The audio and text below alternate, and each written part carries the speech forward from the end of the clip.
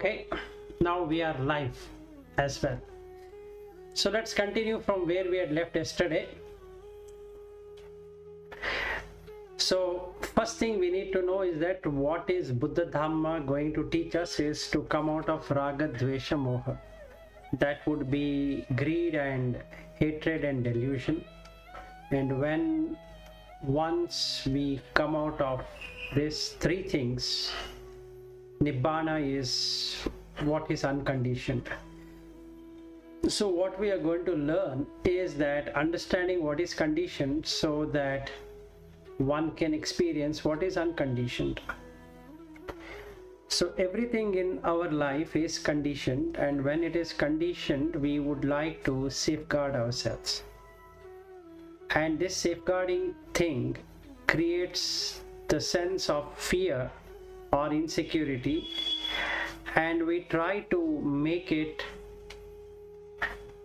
in two ways. One, we want to make it stable, and one, we want to make it secure. However, the reality is that everything is insecure, everything is unstable.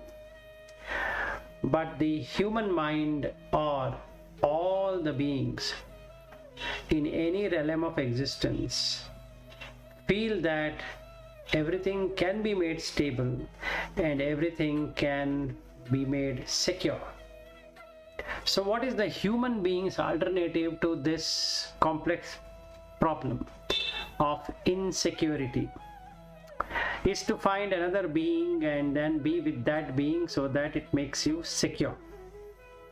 Meaning, if some problem comes and then you know that that person is going to take care of that person. Meaning, let's say a person is sick, then if a family is there, then the family will take care of his sickness or her sickness and maybe take that person to hospital or whatever that needs to be done. If this person was all alone, then I don't think so he would have been able to do that.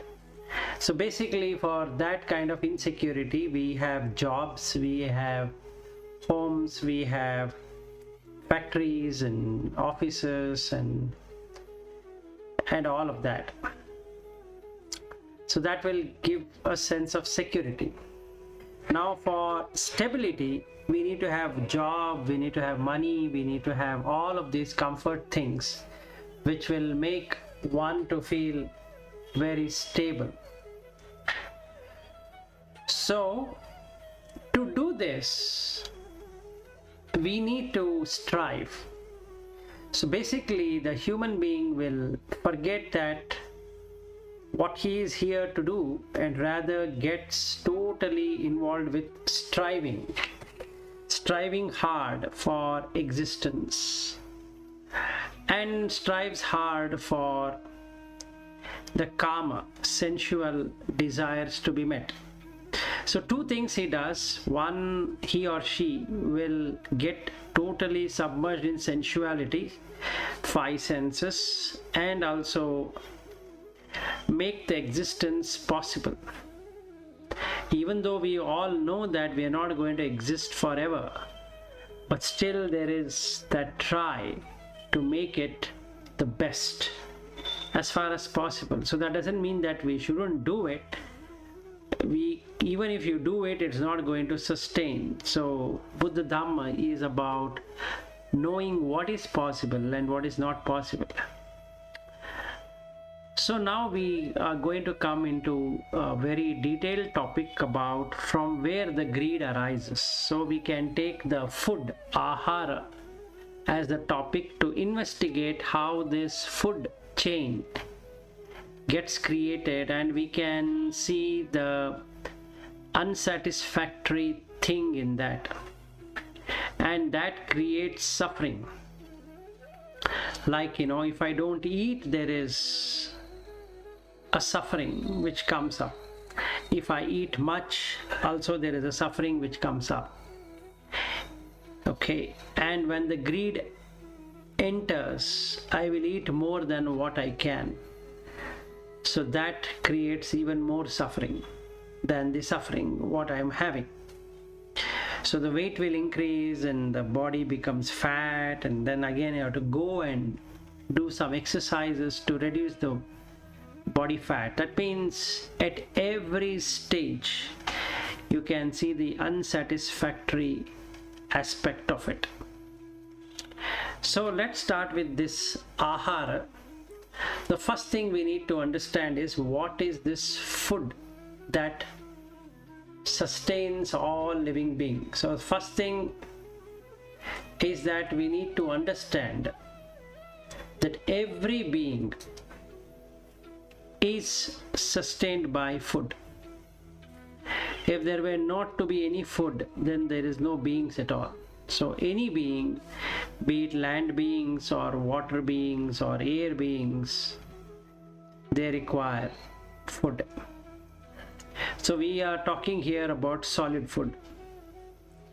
The other three food like contact and mano sanchetana and vinyana, these other three we are not covering now. We are just observing what happens on anicca dukkha anatta side for experiencing a level of nibbana today with ahara.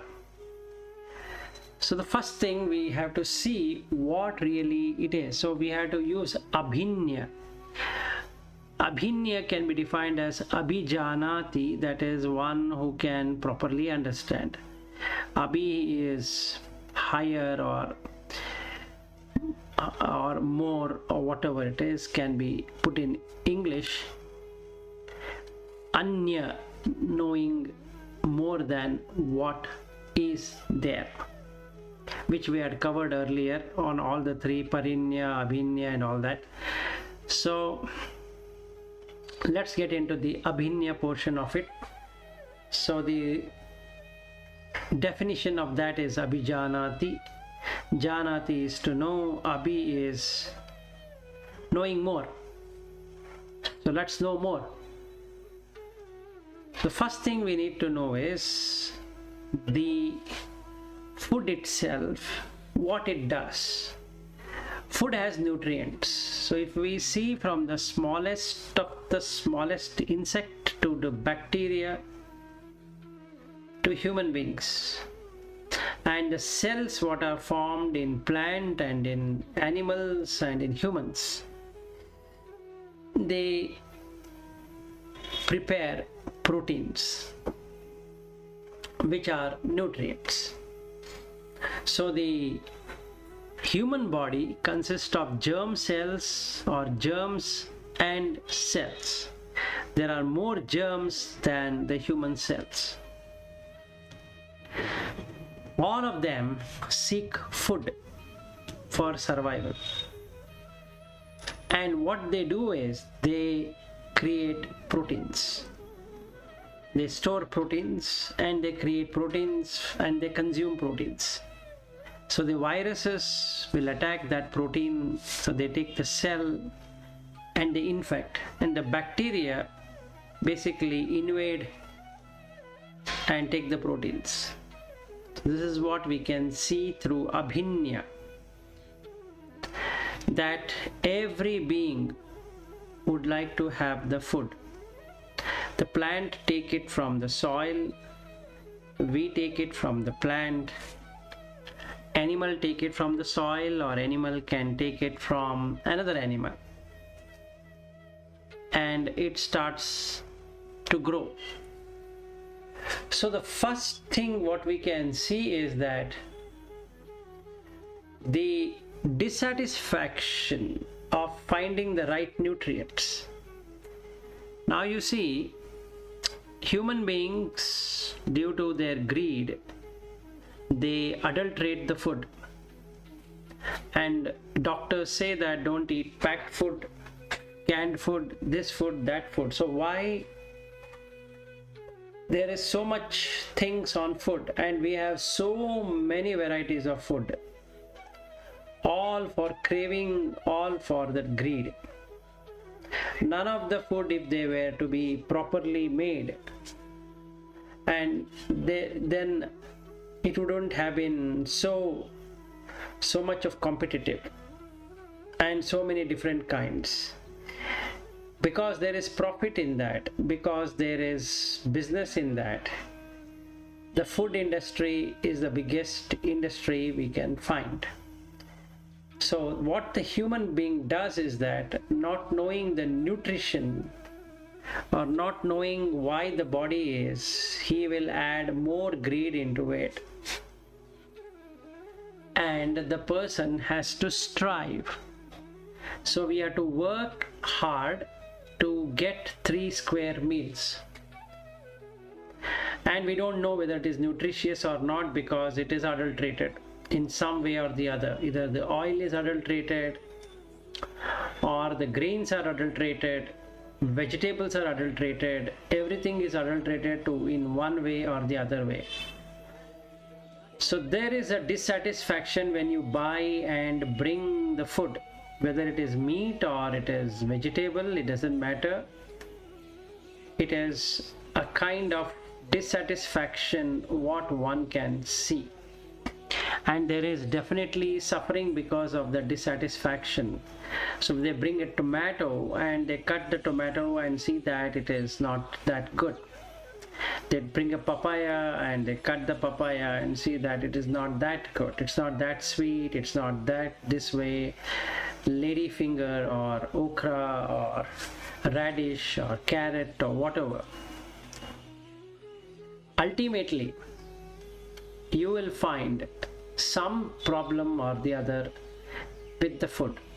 So first is the collection of the food. Second thing is the assimilation of the food. You have to assimilate it in, and that means you have to store it in one particular place, otherwise the flies will start roaming around, so you have to safeguard that food. Then if you keep it in open, it is going to decay, so you have to keep it in the refrigerator. That means you have to afford life to keep anything in the refrigerator. Let's say for some families who cannot keep it in the refrigerator, nothing that can be done. So there is again suffering. Then it's not about eating once, you have to keep on eating at least minimum 3 times.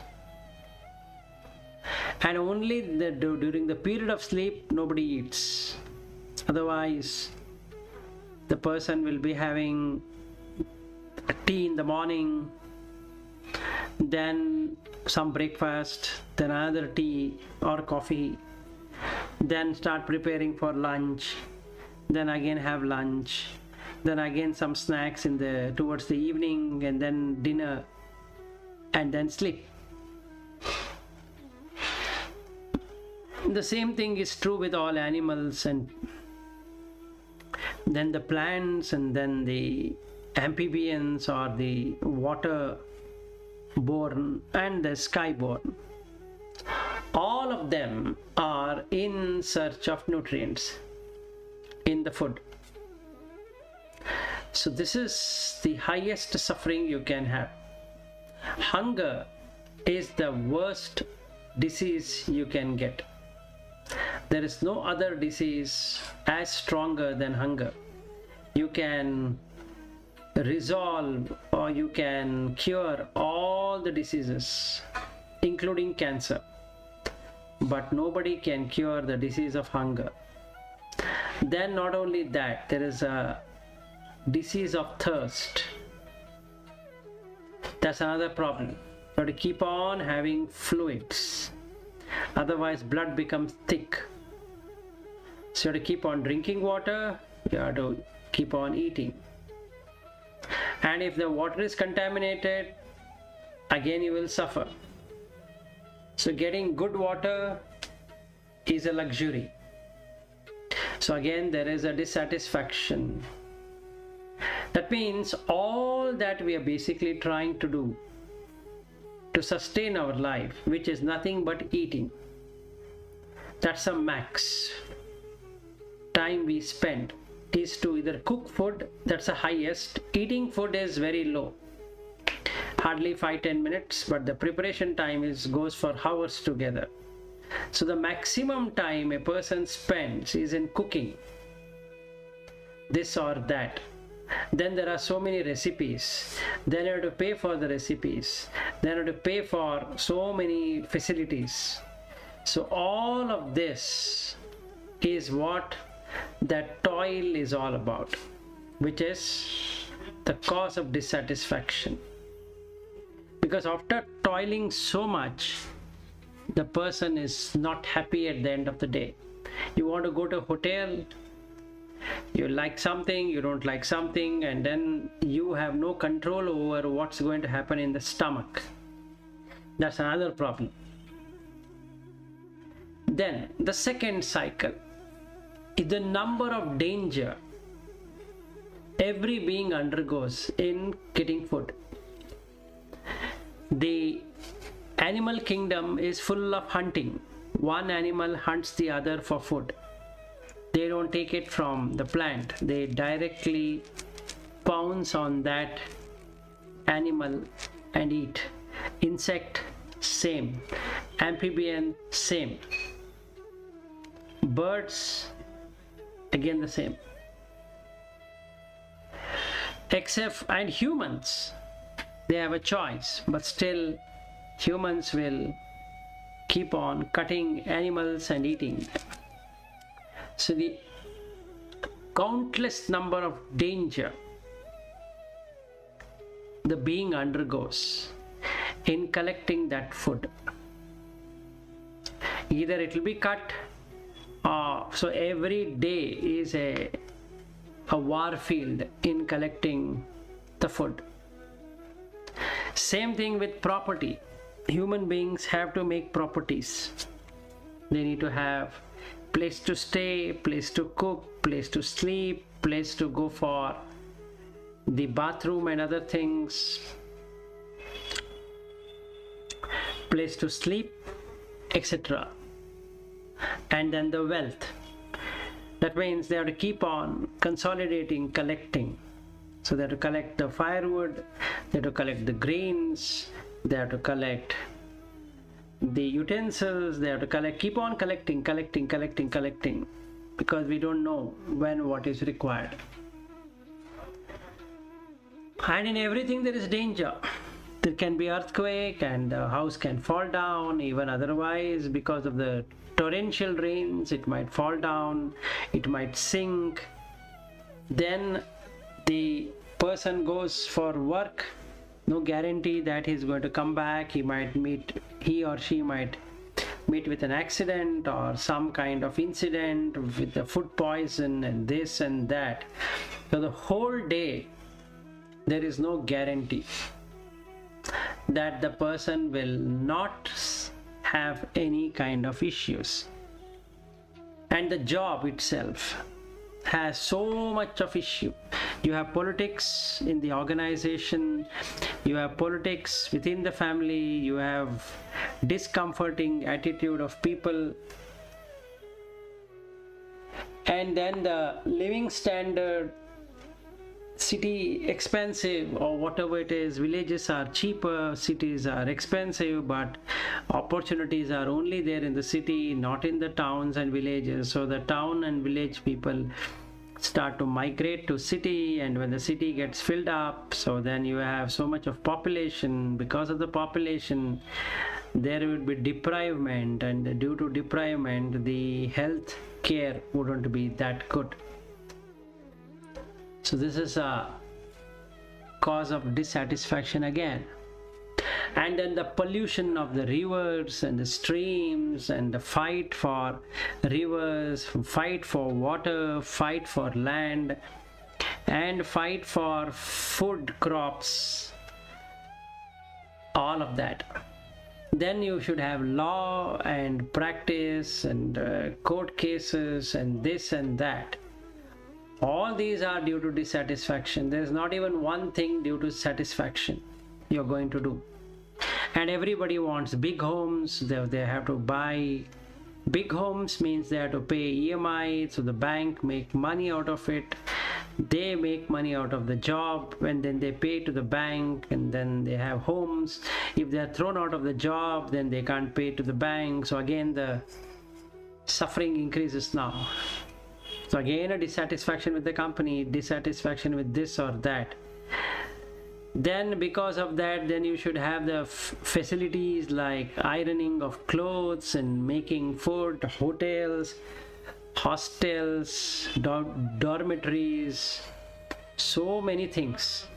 And that involves cutting of trees, cutting of forest, ripping away the water supplies, draining of resources, and keep on invading countries, invading areas to get more and more resources because of overutilization of resources. This is the second one.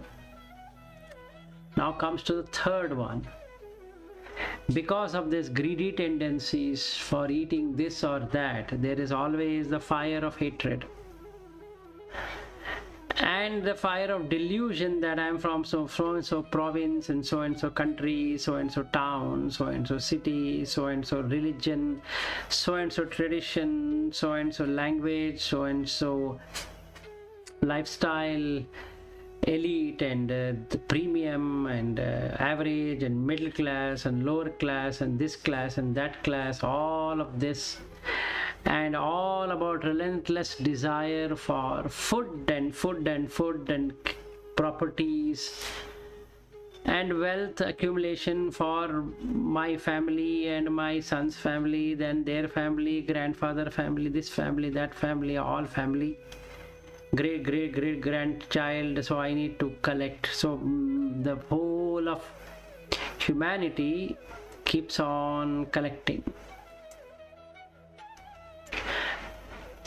In spite of so much of effort, there is always failure, there is always shortfall, there is always discontentment, there is always dissatisfaction by the end of the day. In how much ever they tried, there would be something which is missing. So they have to compromise with what they have got. And that leads to fire of the senses.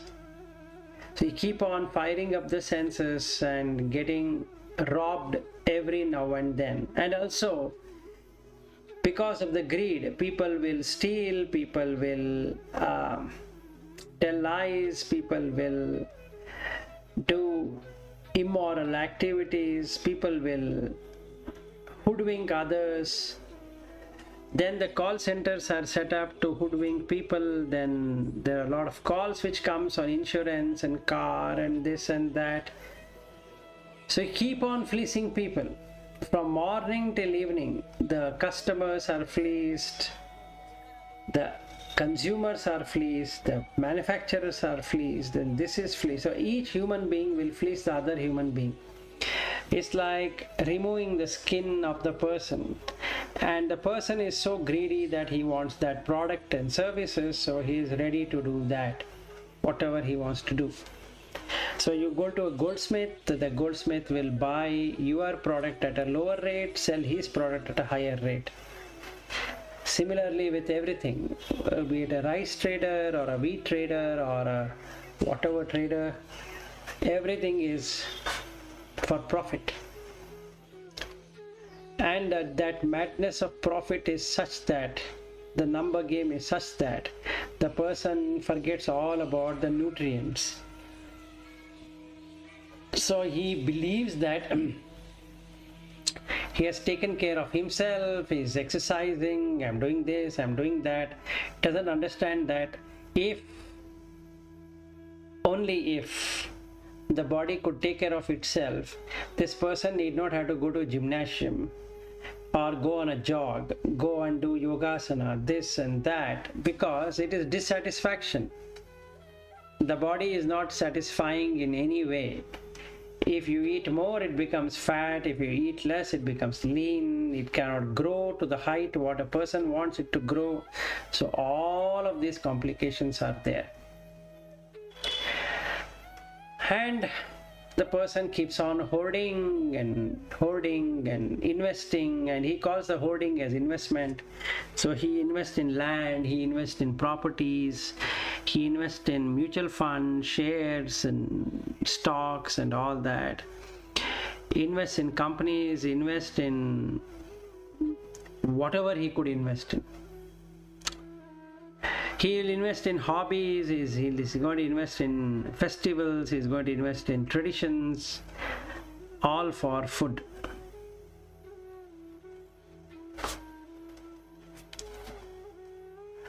Now, because of this, there are a lot of wrong actions. The Dasa Akusala, what we looked into, all the 10 immoral deeds can be found in food. Number 1, killing beings, definitely 100%. Number 2, stealing, 100%. Number 3, sensual misconduct, it's also there. 4th one, false speech, definitely there. Then bringing up one with another, that is Pisunavacha, so that is also there. Harsh speech, it's there. Then this frivolous speech or gossips, that is also there. Abhijja, that is also there. Vyapada, that is also there. So food is one sufficient cause for rebirth in the lower realm of existence.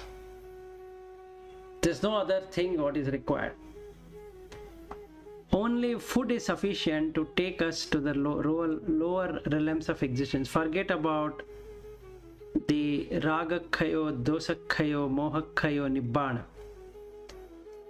The attachment with food, the lovingness to the food, the pleasure what is taken in the food, it's such that if you go anywhere, the first thing that is offered is food.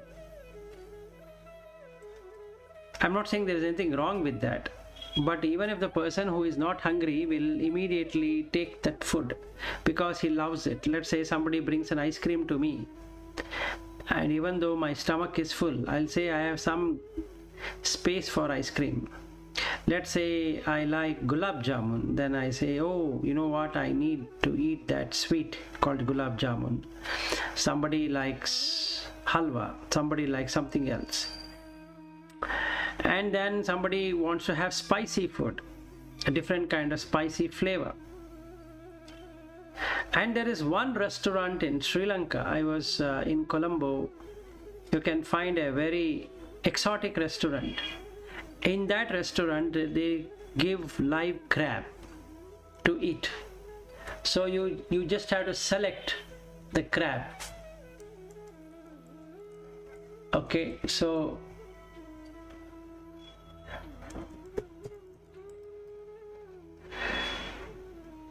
that restaurant is called as Ministry of Crab. They take the crab,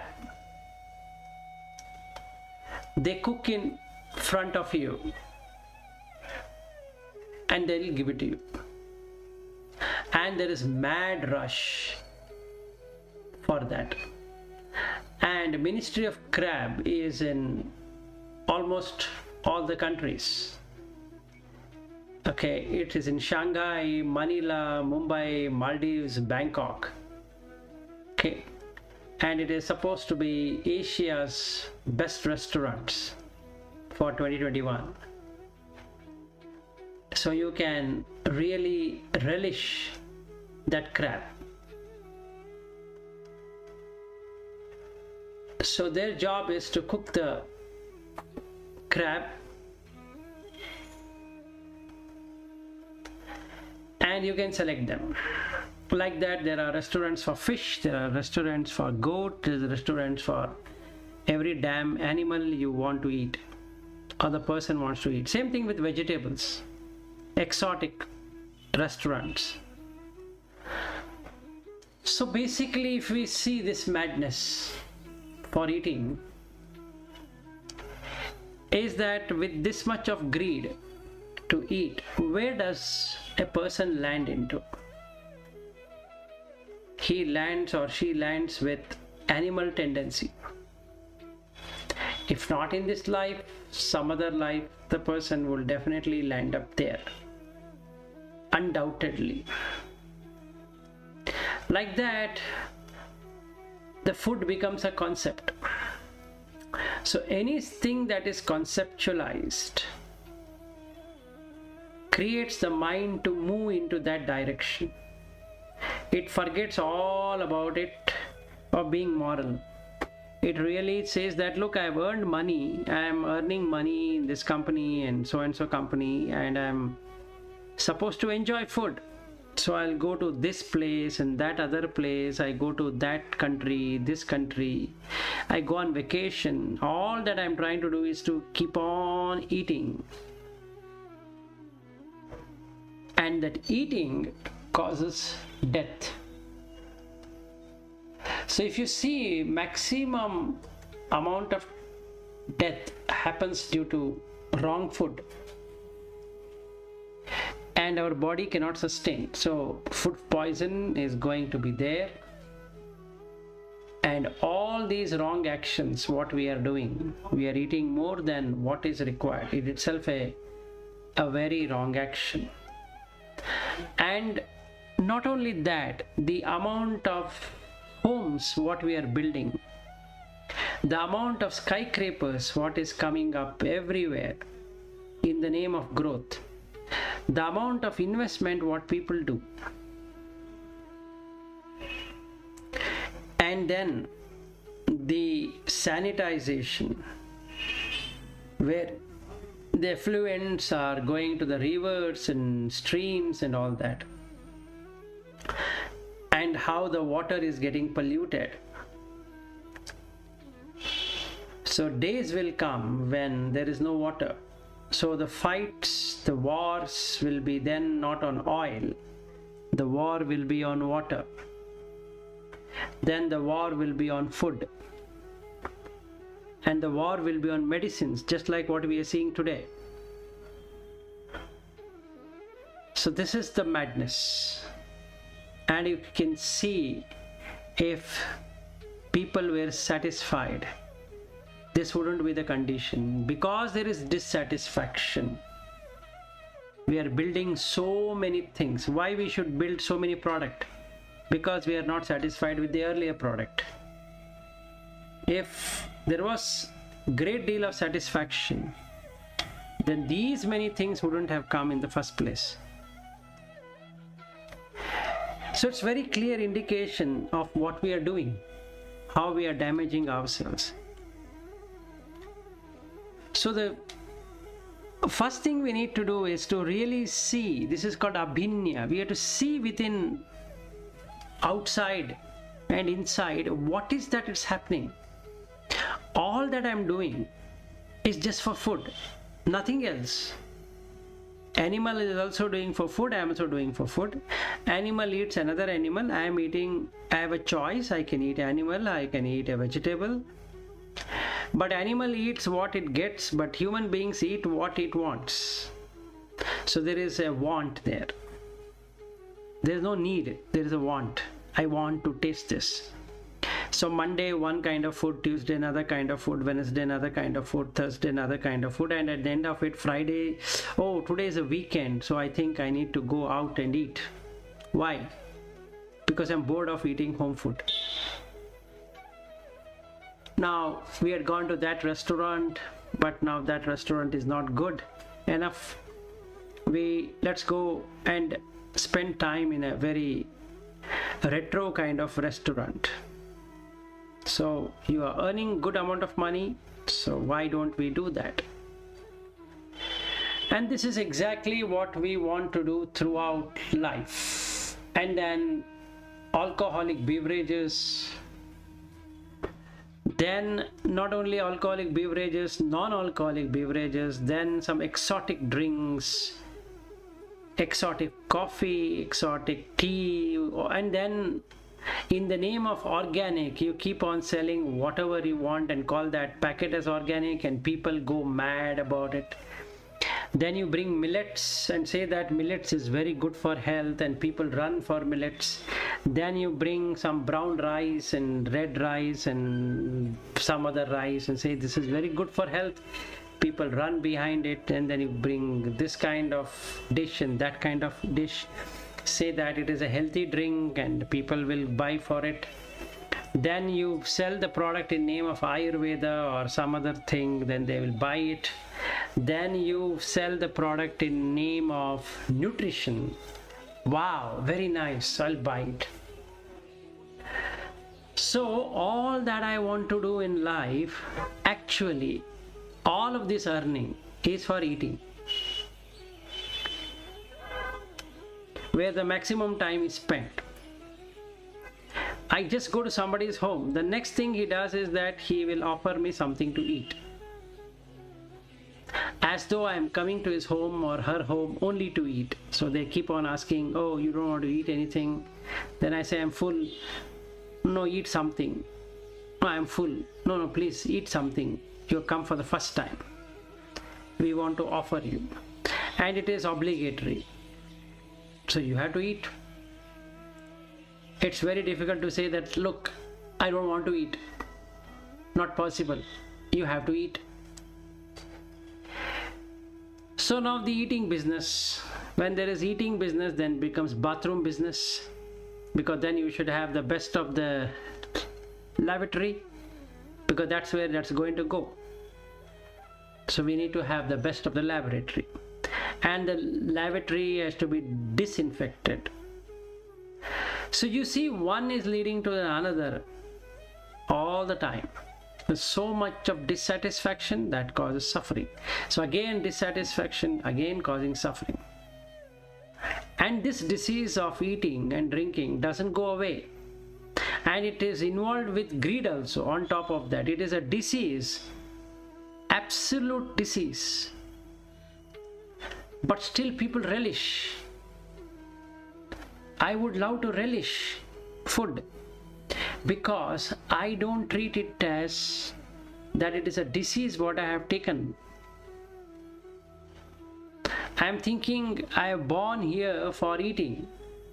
That's my goal of life, is to keep on eating and eating and eating this or that, trying different recipes, different food, different taste, different customs, different obligation, different homes. And that is how I am supposed to be leading my life. But it is such a bad thing to do, because I am adding dasa kusala, 10 immoral deeds. All the 10 of them is there in the food. And then there is competition. Who will prepare better food? Okay, so then in this pandemic, I am seeing that people put their statuses on WhatsApp. A maximum amount of time are about cakes, pastries. I prepared this, I prepared that, I made this, and some videos showing that how did I prepare, then the recipe, then explanation on what all did he or she bought and how it was done, how tasty it is, and 5 fingers are insufficient, you have to eat it, you have to do this, do that. If you want, you can buy this from us, we will give it to you. My goodness, it's such a game. But that's what human being is all about. Not really seeing that the more the greed, the more it would be the dvesha, hatredness. Because if that greed is not taken care, if it doesn't get what it wanted, immediately it creates hatred. And the delusion here is the name of that dish. It's just a name. But the person believes that it should be of this taste. And the hospitality industry is full of that. You go to any hotel chain or to restaurant or wherever you go on vacation, the amount of money they spend in demonstrating the food, they say that they are treating the eyes with food. My goodness, isn't it sickening to see so much of food collected, and so much of food is going waste on everybody's plate? And that goes where? And this is a tragedy. For a serious practitioner, this is a very good advantage, a very good opportunity to see through his own eyes what is happening just for food. All that we are doing in the name of religions, name of tradition, is to cut this, cut that, buy this, buy that, have a feast, morning, afternoon, evening, night, and keep on drinking, keep on doing something or the other. So that two things, disease of eating and drinking, is never going to end for all the beings. So one thing that needs to be completely understood or completely experienced is the food, where all our efforts are going. So what's the relief from this? The relief from this is reflection. It's called as Pachavekkhana. So there are 4 Pachavekkanas, one for the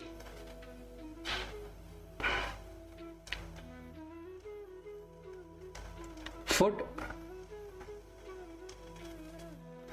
one for the clothing, one for the shelter, and one for the medicine. So first thing I'm going to do right now to come out of the Dasa Akusala is to consider, even though I'm preparing the food myself, or my wife is preparing the food, or I'm in the home, I'm a lay follower, yet I consider it as an alms food. Not my food.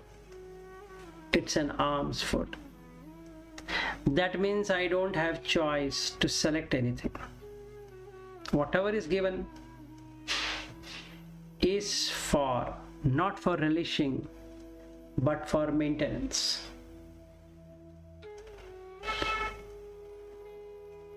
Why I need to do that? Because there is an annoyance, a trouble, a wound to be taken care, that is hunger. That's the wound with which I have come into this world, right from the conception till today.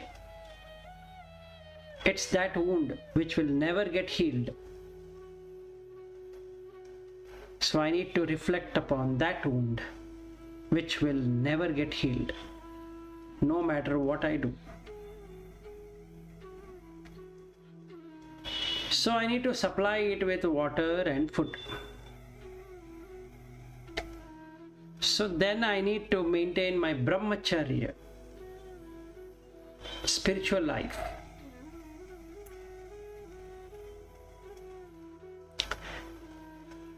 And I need to get rid of the old feeling of hunger and thirst, and not to produce any new feeling relating to hunger and thirst.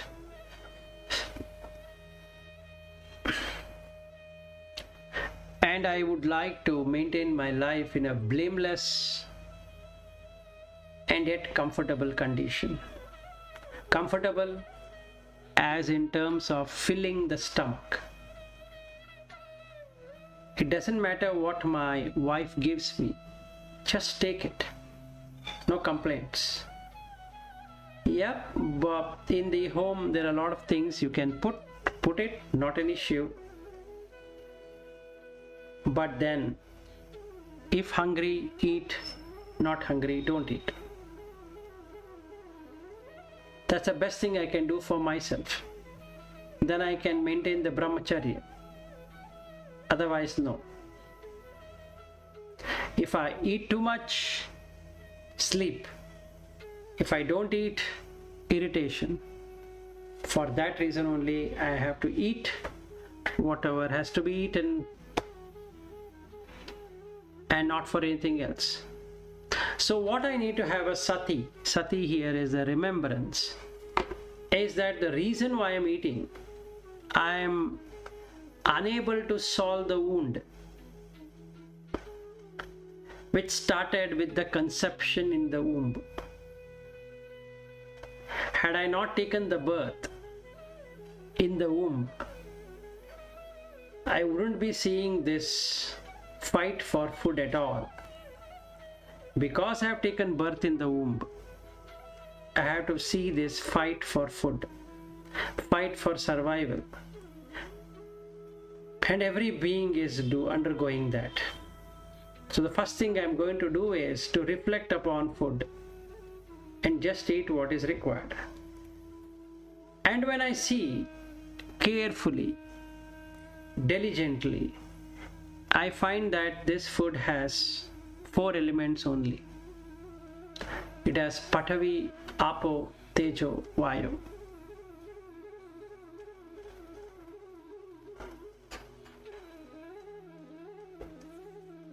And they continue because of certain condition. What's a condition? From the plant, from the mud it came to the plant, and from the plant it became fruit or vegetable. But when we cut it, it has the 4 elements. So when we again see clearly, closely, diligently, we find that it is only merely elements, and not only that, there is no person there. When I buy a vegetable, it becomes mine.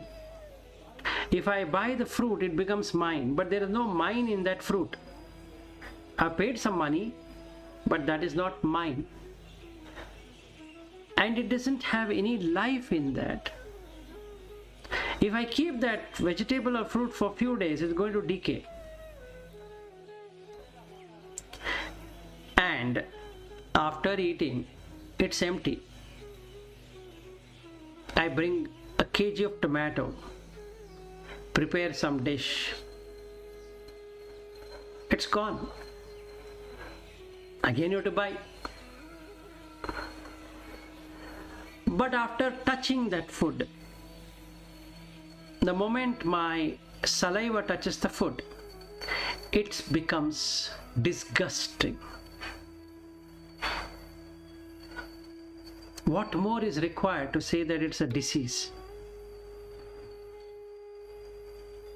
If somebody were to throw the food, you can't stand the smell.